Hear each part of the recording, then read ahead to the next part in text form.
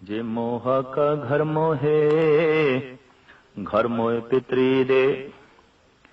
अगे बस सियाणिए, पितरी चोर करे। वडिये हथ धलाल के, मुसवी ए करे। नानक अगे सो मिले, जे खट्टे घाले दे। मल्ला पहला ज्यों जोरू सिर नावणी, आवे वारो वार। झूठे झूठा मुख वसे, नित नित होए खुआर। सूचे ए ना आखिए, बैंज पिंडा धोए। सूचे से ही नानका, जिन मन वसया सोए। 17ਵੀਂ पौड़ी, जिस दे नाल संबंधित 2 श्लोक साहिब श्री गुरु नानक देव जी महाराज दे। प्रथम श्लोक विच उस धारणा का जिक्र किया है जिस दे एक बड़ी पुरानी मनोत चली आ रही है कि पितरां दे निमित्त कुछ दान करिए, कुछ पुण्य करिए, भोजन अन्न वस्त्र, तां ओह पितरां नूं पहुंच जांदे ने। ये प्रथा जो चलाई गई है, चलाण वालियां दा जापदा है अपना कोई स्वार्थ है, ताई जो है ये चली है। वरना ये किस तरह हो सकता है कि खावे कोई ते पहुंचे किसे नूं, और उसनूं पहुंचे जो मरण तो बाद गया ही किथे है, इसका कोई बोध भी ना होवे, इसका कोई पता भी ना होवे। श्राद्धां दी प्रथा जो साडे देश विच प्रचलित होई, उस बारे साहिब श्री गुरु नानक देव जी महाराज का अपना नजरिया। जैसे हर धर्म ते धार्मिक रहबरी पुरुष का कुछ इतिहासक पक्ष होंदा है ते कुछ सिद्धांतिक पक्ष। इतिहासक तत्व साहिब श्री गुरु नानक देव जी महाराज एक पासे रखते ने। उन्हां दी अपनी बाणी विच कोई इतिहास नहीं है, उन्हां दा अपना इतिहास भी नहीं है। सिद्धांत तो गहरा नजरिया, बड़ी पैनी दृष्टि चाहिए है, तां जाके किधरे गुरु नानक दी गल समझदे चाहुंदी है। अगर कोई दावे नाल आखे कि नहीं, खावे एक ते पहुंचेगा, दूसरे नूं जरूर पहुंचेगा, पितरां नूं जरूर पहुंचेगा। भगत कबीर जी दा भी इस बारे अपना यह नजरिया है कि जीवत पितर न माने को, मुए श्राद्ध कराई। पितर भी बपरे क्यों कर पावे, कौवा कुकर खाई।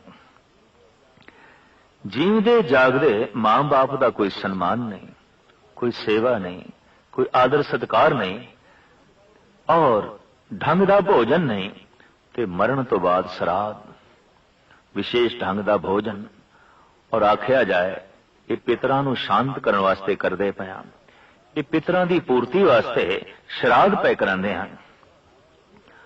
और जे दावा यह होवे कि वाकई पहुंचदा है, हर हालत विच पहुंचदा है, तो गुरु नानक देव जी महाराज इस बारे एक बड़ी तार्किक जो यथार्थ ते खड़ी है वो गल करते ने।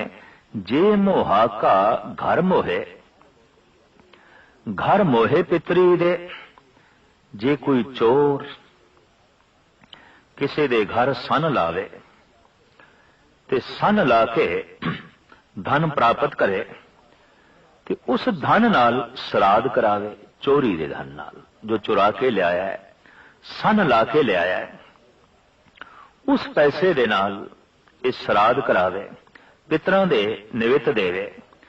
ते जे हुण आख्या जाए वो वाकई पितरां तक पहुंचदा है और अगे बकायदा रब्बी विधान के मुताबिक पहुंचता है, तो रब्बी विधान बनाने वाले और रब बड़ा सियाणा है, या तो कह दईए कुछ जानता नहीं। अगर वो सब कुछ जानता है तो अगे वस्त सियाणीए, पितरी चोर करे। अगे वस्तु की पहचान हो जाएगी कि वस्तु ते चोरी दी है, सन लाई गई, चोरी की गई, उस नाल धन आया और उस धन दे नाल श्राद्ध कराया गया, तो वस्तु ते चोरी दी हो गई। ते जिसनूं दिती है वो भी चोर बना ले जाणगे। अगे वस्त सियाणीए, पितरी चोर करे। जे पितरां दे निमित्त चोरी दा धान अर्पण कीता है तो फिर पितर चोर हो जाएंगे अगे। अगर वाकई अगे पहुंचता है और वाकई अगे साव सुजान है, अगर ऐसी मनोत है तो फिर पितर भी चोर हो गए। देखण दे चाया सारी दुनिया दा कानून इस गल नूं मनदा है कि चोर ने जो चोरी की थी वो ते गुनाह है, पर जो चोरी दा समान अपने कोल रखे या वेचे ये भी गुनाह है, ये भी जुर्म है। इस नुक्ता निगाह नूं गुरु नानक देव जी महाराज साडे सामने रखते ने। अगर एक चोर नाजायज ढंग नाल उसने धन प्राप्त किया है, किसी का घर सन ला के किसी के घर दे चों चुरा के ते घर लिया के उस धन दे नाल श्राद्ध कीता है, अपने पितरां दे निमित्त दान पिया करदा है। महाराज कहन चलो इत्थे तक असीं मन लैने आ, लेकिन ये मनोत भी नाल होवे कि अगे पहुंचदा है और अगे सारे सुजान बैठे ने, पुछाण वाले सियाणे ने परमात्मा दा नियम, और परमात्मा बहुत सियाणा है, तां फिर अगे वस्त सियाणीए पितरी चोर करे। फिर ते अगों वस्तु की पहचान हो जाएगी कि चोरी दी है, और पितर भी चोर बना ले जाणगे। क्या पितरां दे निमित्त कुछ भी नहीं भेजिया जा सकता? उन्हां नूं कुछ भी नहीं दिता जा सकता? इतनी गल ते स्पष्ट है कि अस्थूल चीज असी नहीं भेज सकते। अजोका विज्ञान भी इसकी तस्दीक करता है। विचारां दी पहुंच बड़ी दूर तक है, याद दी पहुंच बड़ी दूर तक है। किसी नूं बहुत गहरे तल तो याद करिए, भावें ओ 3-4 हज़ार मील की दूरी ते होवे, तां देखण दे चाया वो याद करन लग पैंदा है। पितरां दी ते बहुत दूरी अथाह दूरी ते ने। पता नहीं किस जन्म दे किस जून दे किहड़े लोक दे उन्हां पितरां दे निमित्त अगर कुछ भेजना है, देना है, अर्पण करना है, तो परमात्मा दा नाम जपीए ते संकल्प करिए कि मैं ये पितरां दे निमित्त नाम जप रहा। और नाम सूक्ष्म है। सूक्ष्म वस्तु दूर तक भेजी जा सकती है, जैसे विचार बड़ी दूर तक पहुंचते हैं, याद बड़ी दूर तक पहुंचती है। इस तरह प्रभु चिंतन, प्रभु दा सिमरन बड़ी दूर तक पहुंचता है। सतगुर दी बाणी, जिन सिमरत सब किल विख नासे, पितरी होए उधारो। पितरां दा भी उधार हो सकता है। असी अपने गुजर गए पितर बुजुर्ग, उन्हां दा भी कल्याण कर सकते हैं, पर किस ढंग नाल? उन्हां दे निमित्त श्राद्ध करा के, अन्न वस्त्र दे के, पैसा पानी दे के, भोजन छका के। महाराज कहते नहीं, इस दे नाल ते उसे दा ही कल्याण हो सकता है जो भोजन छक रहा है, जो वस्त्र ले रहा है, जो पैसा ले रहा है, उसका ही कल्याण होया है, पितरां दा नहीं। और ये पितरां नूं नहीं पहुंचेगा। ना गुरु नानक मनदे ने, ना ही भगत कबीर मनदे ने, और कोई दार्शनिक जिहदी धार्मिक विचारधारा बकायदा विज्ञानक दृष्टिकोण से भी पूरी उतरती होगी, वो कतई इस गल नूं नहीं मनेगा कि खावे कोई ते पहुंचे किसे नूं, और फिर उसनूं पहुंचे जो मुद्दत हुई मर गए और पता नहीं किस जोन दे पता नहीं कित्थे है। तो ये धन किस तरह पहुंचेगा? ये वस्त्र किस तरह पहुंचणगे? ये भोजन किस तरह जो है पहुंचणगे? अगर कोई मनुख अपने पितरां नाल संबंध बना के रखना चाहे तो कुछ देना भी चाहता है, कुछ भेजना भी चाहता है, तो साहब कहते हैं हाँ दिता जा सकता है, भेजा जा सकता है। अजोका विज्ञान भी इस कोशिश दे है कि हो गुजरे पुराने जो बुजुर्ग ने, महापुरुष ने, उन्हां दे बोल काबू च कीते जान। खला दे जो मौजूद ने, इहदा मतलब उन्हां दे बोल मौजूद ने, उन्हां दे सूक्ष्म ढांचे मौजूद ने। अगर पितर किसे लोक दे पुनर्जन्म प्राप्त कर चुके ने, कोई होर जोन दे चले गए ने, तो उन्हां दा कल्याण करना है, किस तरह करिए? तो सतगुरु कहंदे ने प्रभु दा सिमरन कर, पर पितरां दे निमित्त कर। जह सिमरत सब किल विख नासे, पितरी होए उधारो। पूर्ण दृढ़ संकल्प नाल कि तू प्रभु नूं याद करें, एकाग्रता दे नाल, और संकल्प करें कि इस कीती हुई याद दा फल मेरे पितरां नूं मिले। महाराज कहने मिल सकता है, पर तू आखे हुण मैं श्राद्ध कराना है, किसी नूं भोजन छकाना है, वस्त्र दान कराना है, दुध पिलाना है, खीर खवानी है, ये मेरे पितरां नूं पहुंचे। तो गुरु नानक देव जी महाराज कहते ऐसा नहीं। अगर आख्या जाए हाँ पहुंचता है, कोई हट करे, तो महाराज कहते फिर ऐसा भी हो सकता, अगर कोई चोर, अगर कोई डकैत डाका मार के धन लियावे ते उस धन दे नाल श्राद्ध करावे, ते जे अगे परमात्मा सियाणा है तो उन्होंने इतनी भी पहचान हो जाएगी कि चोरी दे धन नाल श्राद्ध होया, तो फिर अगे वस्तु की पहचान हो जाएगी कि जब चोरी दे धन नाल ही श्राद्ध होया तो श्राद्ध सारे दा सारा चोरी हो गया, क्योंकि चोरी दे धन नाल होया ना, ये सारा पुण्य भी एक चोरी हो गया। जैसे चोरी करना पाप, चोरी दा साजो समान रखना भी पाप। अगर ये पितरां नूं दे दिता गया चोरी दा धन, चोरी दा अन्न, चोरी दे वस्त्र, चोरी दा साजो समान, तो महाराज कहते ने अगे वस्त सियाणीए पितरी चोर करे, फिर ते पितर भी चोर बना ले जाणगे, फिर तू की श्राद्ध कीता। और ऐसा कोई मनुख दावा नहीं कर सकता कि 100% मेरा धन पावन है, पवित्र है। कुछ ना कुछ मिश्रण झूठ दा होवेगा, कुछ ना कुछ मिश्रण दुनियावी होवेगा। अगर वाकई ये पहुंचता है तो फिर झूठ भी पितरां नूं पहुंचेगा, ये अनर्थ भी पितरां नूं पहुंचेगा, ये अन्याय भी पितरां नूं पहुंचेगा। महाराज कहते नहीं, इस तरह की अस्थूल चीजां पितरां तक नहीं पहुंचदियां। अगर पहुंचदियां तो एक चोर दा कराया होया श्राद्ध पितरां नूं चोर बना देवेगा। साहिब गुरु नानक देव जी महाराज के समय जो राज सिंघासन सी, राज प्रथा सी, उस दे विच इस्लामी शरह के मुताबिक चोर दे हथ कट दिते जांदे सन। अज भी कई इस्लामी देशों च कट दिते जांदे ने। तो महाराज कहंदे ने वडिए हथ दलाल के मुसफी ए करे, जो विचोला है, जो दलाल है, वास्तविक वो चोर है जो चोरी दा धन एक थां तो दूसरी थां ते पहुंचांदा है, तो फिर उसके हथ कट दिते जाणगे। दलाल कौन? अरदासिया, विचोला, जो ब्राह्मण श्राद्ध करा रहे हैं। महाराज कहते फिर इस ते हथ कट दिते जाणगे, क्योंकि चोरी दा धन एक थां तो दूसरी थां ते पहुंचा रहे हैं। नानक अगे सो मिले जे खट्टे घाले दे, अगे कुछ प्राप्त होंदा है, मरण तो बाद प्राप्त कुछ होंदा है। महाराज कहते हाँ होंदा है।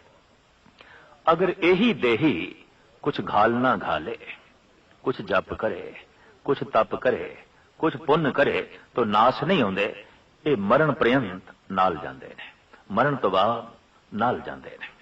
ये सब कुछ नाश नहीं होंदा, बल्कि मनुख झोली विच पा के इस सब कुछ नूं लै जांदा है। तो साहिब कहंदे जे तू अपना उधार चाहना है तो श्राद्ध दे भरोसे ते ना रही, अपना कल्याण खुद कर लवीं, अपनी झोली गुणा नाल खुद भर के ले जाएं।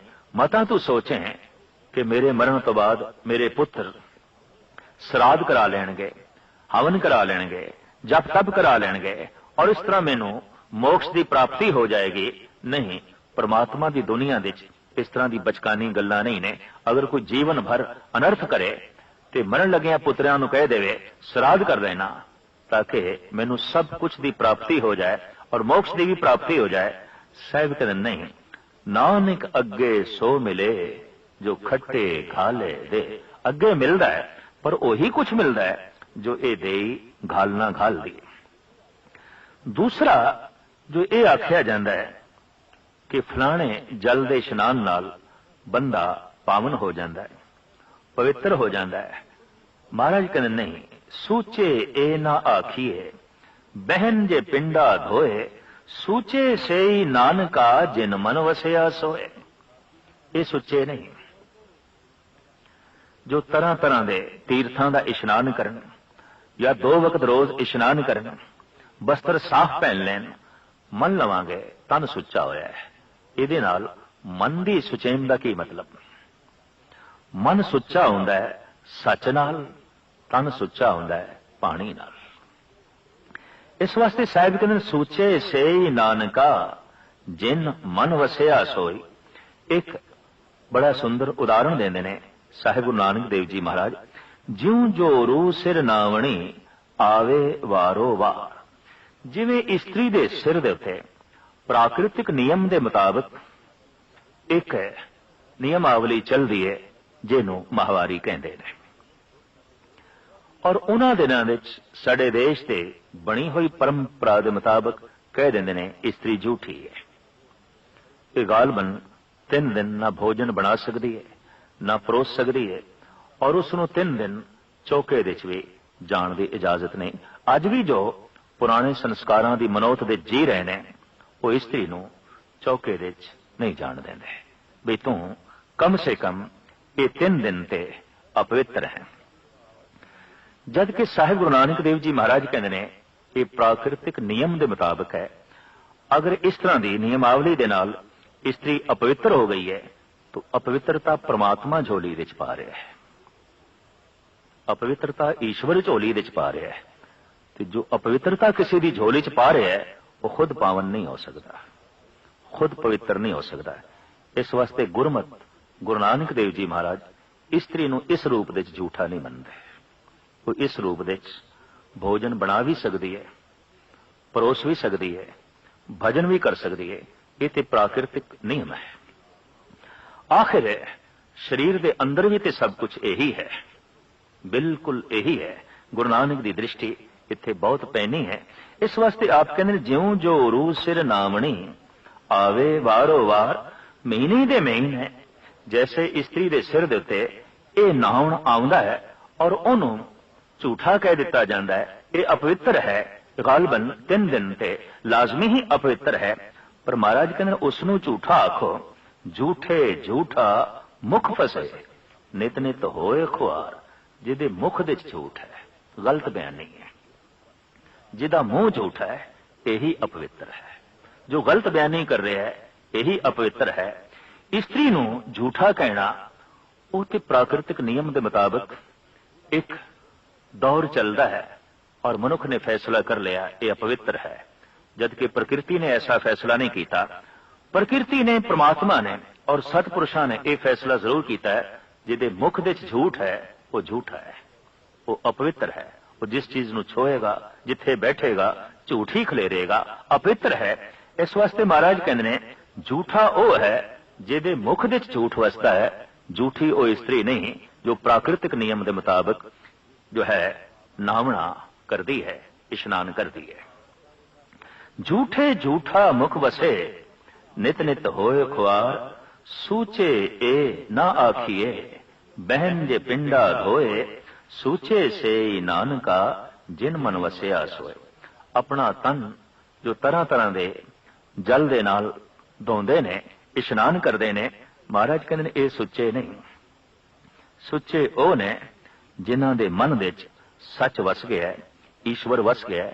ਬੀਜਕ ਨਾਮਕ ਗ੍ਰੰਥ ਦੇ ਵਿੱਚ ਭਗਤ ਕਬੀਰ ਜੀ ਦਾ ਇੱਕ ਬੜਾ ਕੀਮਤੀ ਬੋਲ ਹੈ ਜੋ ਕਿ ਗੁਰੂ ਗ੍ਰੰਥ ਸਾਹਿਬ ਜੀ ਮਹਾਰਾਜ ਦੇ ਚ ਨਹੀਂ ਹੈ, ਕਿਉਂਕਿ ਬੀਜਕ ਗ੍ਰੰਥ ਦੇ ਵਿੱਚ ਭਗਤ ਧਨੀ ਰਾਮ ਦੇ ਵੀ ਬੋਲ ਨੇ ਜੋ ਕਬੀਰ ਪੰਥ ਦੇ ਉੱਗੇ ਪ੍ਰਚਾਰਕ ਹੋਏ ਨੇ। ਕਬੀਰ ਜੀ ਤੋਂ ਬਾਅਦ ਕਬੀਰ ਪੰਥ ਦੇ ਪ੍ਰਚਾਰ ਦੀ तमाम ਜ਼ਿੰਮੇਵਾਰੀ ਭਗਤ ਧਨੀ ਰਾਮ ਨੇ ਲਈ ਤੇ ਧਨੀ ਰਾਮ ਨੇ ਜਿਤਨੀ ਵੀ ਰਚਨਾ ਰਚੀ ਉਹਦੇ ਚ ਆਪਣਾ ਨਾਮ ਨਾ ਵਰਤ ਕੇ ਭਗਤ ਕਬੀਰ ਦਾ ਵਰਤਿਆ ਔਰ ਚूंकि ਉਹਨਾਂ ਦੀ ਗੱਦੀ ਤੇ ਸਨ ਤਾਂ ਵਿਧਾਨ ਦੇ ਮੁਤਾਬਕ ਵੀ ਆਪ ਉਹਨਾਂ ਦਾ ਨਾਮ ਵਰਤ ਸਕਦੇ ਸਨ। ਆਪ ਦੇ ਬੜੇ ਕੀਮਤੀ ਬੋਲ ਆਪ ਕਹਿੰਦੇ ਨੇ ਜੱਟ ਬੜਾਏ ਜੋ ਨਰ ਤਰਹਿ ਮੋਰ ਕਿਉਂ ਨਾ ਤਰਹਿ ਜਿਨਕੇ ਲੰਬੇ ਲੰਬੇ ਪਰ ਹੈ। ਕਹਿੰਦੇ ਨੇ ਕਿ ਜਟਾਵਾਂ ਬੋੜ ਦਾ ਦੁੱਧ ਪਾ ਕੇ ਬਣਾਈਆਂ ਜਾਂਦੀਆਂ ਨੇ। ਕੇਸ ਕੁਦਰਤੀ ਨੇ ਲੇਕਿਨ ਜਟਾਵਾਂ ਕੁਦਰਤੀ ਨਹੀਂ ਨੇ। ਜਟਾਵਾਂ ਬੋੜ ਦਾ ਦੁੱਧ ਪਾ ਕੇ ਬਣਾਈਆਂ ਜਾਂਦੀਆਂ ਨੇ ਔਰ ਬੋੜ ਦੇ ਦੁੱਧ ਨਾਲ ਸਿਰ ਦੇ ਕੇਸ ਬੜੇ ਲੰਬੇ ਹੋ ਜਾਂਦੇ ਨੇ। 10 ਫੁੱਟ 15 ਫੁੱਟ ਤੱਕ ਵੀ ਲੰਬੇ ਇਹ ਕੇਸ ਜੋਗੀਆਂ ਦੇ ਦੇਖਣ ਨੂੰ ਜੋ ਹੈ ਮਿਲਦੇ ਨੇ। तो धनी राम कहते ने जट बढ़ाए जो नर तरह मोर क्यों न तरह जिनके लंबे लंबे पर हैं। गंग नहाए जो नर तरह मेंढक क्यों न तरह जिनके गंगा में घर है। तू ते एक दिन स्नान करना है, 2 दिन करना है, साल बाद करना है, 6 महीने बाद करना है। पर जो दिन रात गंगा दे च रह रही ने मछलियां ते मेंढक, इन्हां दा ते पार उतारा अज ही हो जाना चाहिए है। ये ते गंगा तो बाहर ही नहीं निकलते, ये ते दिन रात गंगा दे विच ने। तर्क नहीं कर रहे धनी राम। भगत कबीर जी दे भी बोल ने गुरु ग्रंथ साहब जी महाराज के अंदर। आप कहते ने, कबीर गंगा तीर जो घर करे, पीवे निर्मल नीर, पर बिन हर भजन न मुक्त होए, इम कै रमे कबीर। भावें तू कुटिया गंगा दे तट ते बना लवे, निर्मल जल पीवें ते इशनान करें, पर बिना हरि दे नाम तो, बिना सच दी धारणा तो तेनू मोक्ष गति दी प्राप्ति नहीं हो सकती। तो धनी राम कहते ने, जट बढ़ाए जो नर तर हैं, मोर क्यों न तर हैं, जिनके लंबे लंबे पर हैं, गंग नहाए जो नर तर हैं, मेंढक क्यों न तर हैं, जिनके गंगा में घर हैं, शंख बजाए जो नर तर हैं, गधे क्यों न तर हैं, जिनके शंख जैसे सुर हैं, कहत कबीर सुनो रे संतो, वही नर तर हैं, जिनके हिरदे में हर है। पार उतारा उन्हीं दा आउंदा है जिन्हां दे हिरदे विच परमात्मा दे नाम दा वासा होवे। इस वास्ते साहिब कहंदे ने, तीर्थां दा इशनान एक चंगी वाइब्रेशन दे विच, एक चंगे माहौल विच कुछ दिन बसर करना तो ठीक है। एक चंगे वातावरण दे जा बैठना ये गल ते चंगी है, लेकिन एक डुबकी ला के कह देना कि सारे पाप लह गए ने, उतर गए ने, साहिब कहते ने एक झूठी कल्पना तो इलावा और कुछ नहीं है। काम क्रोध पंचांके वस रह, तीर्थ नाय कहें सब उतरे।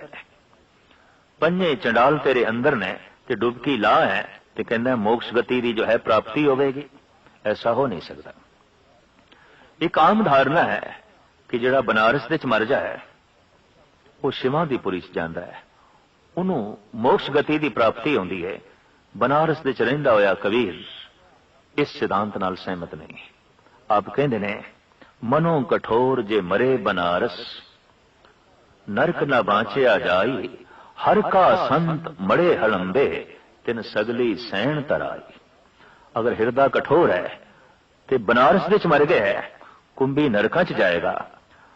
पर जे हिरदे दे च परमात्मा दा नाम है तो जे किधरे मगहर दे च भी मर जाए, वो अपने संगी साथियां नूं भी पार करेगा, भाव उन्हां नूं भी चंगी प्रेरणा दे जाएगा। कबीर दा अंत मगहर दे च होया है। जो गोरखपुर दे कोल एक छोटा जिहा कस्बा है, उस बारे ये धारणा है कि जिहड़ा इत्थे मरेगा वो खोते दी जोन दे च जाएगा। तो कबीर ने दावा किया, मैं इत्थे ही मरना है और मैं खोते दी जोन दे च भी नहीं जावांगा। उन्हां दे अपने बोल, सगल जन्म शिवपुरी बिताया, मरती बार मगहर उठदा आया। गुरु ग्रंथ साहब दे बोल, बई सारा जीवन ते मैं बनारस विच बतीत कीता है, पर हुण मैं मरण लगा, मैं मगहर दे च मरांगा। मैं दसना दुनिया नूं कि हिरदे विच अगर कोई कठोरता है, मलिनता है, तो बनारस विच मर के भी मुक्ति नहीं है। अगर हिरदा पावन है तो मगहर विच मर के भी प्रभु की प्राप्ति है, राम की प्राप्ति है, ईश्वर की जो है प्राप्ति है। गल सारी प्रभु ते नाम ते आवेगी, सच ते आवेगी। और मैं अज देखा कि कबीर की समाध दे उत्ते एक पासे एक मजौर बैठा है, एक पासे एक ब्राह्मण बैठा है, और कबीर सारी जिंदगी कहते रहे, हमरा झगड़ा रहा न को, पंडित मूला छाड़े रो। बई मैं दोहां नूं छड़ दिता है, मैं दोहां दे कर्म कांड नूं छड़ दिता है। फिर मेरा कौन है जिस तो मैं प्रेरणा पे लेना? वो मेरा परमात्मा, वो मेरा अकाल पुरख, वही मैनू शिक्षा दी जा रहा है, वही मैनू समझाई जा रहा है। और उस करके मैनू समझ पई है कि वो जद हिरदे विच वसदा है तो मनुख पावन हो जाता है, मनुख पवित्र हो जाता है। साहिब श्री गुरु नानक देव जी महाराज इस श्लोक विच यही कुछ फरमान पे करते हैं, झूठे झूठा मुख वसे, नित नित होए खुराक, सूचे ए न आखिए, बहन जे पिंडा धोए, सूचे से नानका, जिन मन वसया सोए। ब्राह्मण मत दे जितने भी तीर्थ ने, खास करके 68 तीर्थ, वो नदी नालियां दे तट ते ने, सरोवरां दे तट ते ने। तीर्थ एक नहीं 68, और ये देश भी नदी नालियां दा देश है। और इशनान एक नहीं, कुछ इशनान बड़े विशेष मन ले गए। जैसे माघी का इशनान, इस बारे भी गुरु ग्रंथ साहब जी महाराज विच बैठे साहिब श्री गुरु अर्जन देव जी महाराज फरमान करते ने, माघ मझन संग साधुआ धूड़ी कर इशनान, हर का नाम ध्याए सुन सबना नू करदान। जे वाकई तू इशनान करना है, अपने आप नू पावन करना है, पवित्र करना है, तो जिथे सतपुरुष बैठे ने, सत नाल जुड़े हुए, सत दी उमंग दे जो बैठे ने, सत दी तरंग दे जो बैठे ने, उन्हां दे चरनां दी खाक नू मस्तक ते ला, उस धूड़ दा इशनान कर। क्या इत्थे तर्क नहीं खड़ी हो सकती कि धूड़ दा इशनान? हाँ, जद मनुख नाम जपदा है, बंदगी करदा है, तो कहंदे ने सूक्ष्म तरंगां धरती नू छूंदियां ने, मिट्टी पावन होंदी है, खाक पावन होंदी है, और दुनिया भर दे धार्मिक विद्वानां ने मन लिया वो खाक खाक नहीं रह जाती, वो ते अकसीर हो जाती है। इसे नू शेख सादी साहब ने कहा है, सुरमा कुंतो खाक औलिया ताबा बीनी इब्तिदाता इंतहा। जे आद तो लैके अंत तक तू असलीयत नू वेखना चाहना है, तो जो औलिया है, जो अल्लाह नाल जुड़िया होया है, उहदे पैरां दी खाक नू मस्तक ते ला, अपने बदन दे ला। ये ऐसा पावन गुसल होवेगा कि तेरी रूह पावन हो जाएगी, पवित्र हो जाएगी। एक दिन गुरु गोबिंद सिंह जी महाराज प्रसन्नता दे घर दे आए ते आप नंद लाल नू कहण लगे, साडा जी करदा है तैनू कुछ देईए, पर ऐसा ना होवे साडी देन कुछ होर होवे, तेरी मंग कुछ होर होवे, इस वास्ते तू स्वयं मंग ते असी देईए। क्योंकि जिस नाल प्यार होवे, जो चंगा लगन लग पवे, उन्होंने कुछ देण नू जी करदा है। जिस नाल नफरत ते घृणा होवे, उहदे कोल खोण नू जी करदा है। साहिब कहण लगे, तू मैनू बहुत प्यारा लगदा है, तेरी सेवा, तेरी जीवन शैली, तेरा कीता होया सत्संग, तेरा जप ते तेरा तप, आए हुए सत्संगियां दी सेवा जिस ढंग नाल तू करदा है, नंद लाल मेरी प्रसन्नता, मेरी खुशी तेरे नाल है, पर हुण तू कुछ मंग, मैं तेनू देहां। नंद लाल हाथ जोड़ के कहंदे, प्रभु जद मैं इस दर ते आया सी, बड़ियां ही ख्वाहिशां नाल भरिया होया, बड़ा तनाव, बड़ी मंग, लेकिन सहजे सहजे ये बोझ लै गया। आम विचारवान कहंदे ने कि जितनियां नाजायज गलत ख्वाहिशां ने, वो प्रभु चिंतन दे नाल मिट जांदियां ने, मर जांदियां ने। प्रभु हुण ते मेरे अंदर कोई चाहत रही नहीं, तू किसी चाहत नू पैदा कर, असी दे के खुश होना है, सानू दे के खुशी होवेगी, तू जरूर कुछ ना कुछ मंग। भाई साहब मंग करते ने, हे प्रभु, फिर इक्को एक आरजू, इक्को एक तमन्ना जो दिल दे किसी कोने विच पई है, वो मैं आप जी दे सामने रखा। शब्द कुर्बाने खाके राहे संगत, दिले गोया हमी बस आरजू करद। जिन्हां जिन्हां रस्तियां चों लंघ के ये संगतां आप दे दर तक पहुंचदियां ने, उन्हां रस्तियां दी खाक मैनू बना दे, ताकि मैं उन्हां दे चरनां नाल स्पर्श करके पावन हो जावां, पवित्र हो जावां। जिन्हां दे हिरदे च परमात्मा दा नाम है, उन्हां दे चरण इतने पावन ने कि धरती ते जिथे भी टिकणगे जरियां नू पावन कर देणगे, रेत नू पावन कर देणगे।